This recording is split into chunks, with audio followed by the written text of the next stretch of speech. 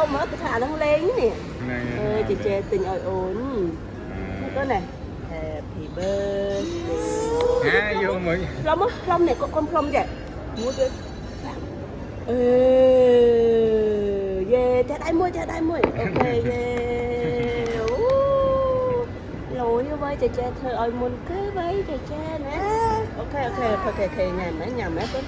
Wow, một địch bao nhiêu vốn chứ nhỉ? Wow. Đây là khu cầm ná tí khụp, tí ngầm. Ô nó con nó, ui lỗi với nè. Wow. Cha, đã nôm áo con nó. Thèm thì bạt chè nó mua thèm thì ok cái mấy cây chầm mỏi ô cái từ lượng đại phí nhầm mấy con nhầm mấy một cái pan nhà bồn wow chè ơi lỗi vậy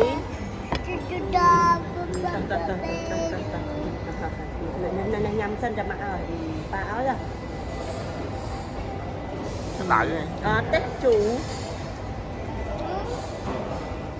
cái gì chứ chè wow chè thật là mình kế với wow chè nó chụp từ sọc ấy chè nó ngay mát ngay chè nó chụp từ sọc á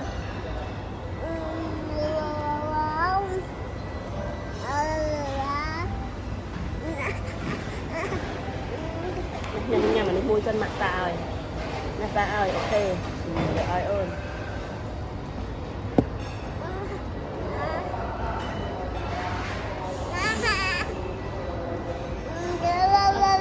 ok đi phòng mà chè ok luôn bão hết rồi bão hết rồi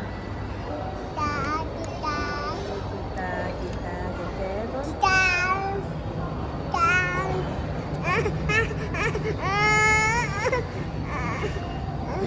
thêm một cái xin anh giờ hả? Bà ơi.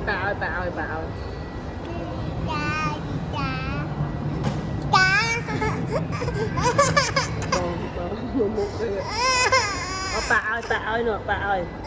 thôi chứ con hỏi chứ tên ná Bắt mặt tập xúc mùi bà ơi. Lấy bà ơi mình tên à hả? Vâng rồi.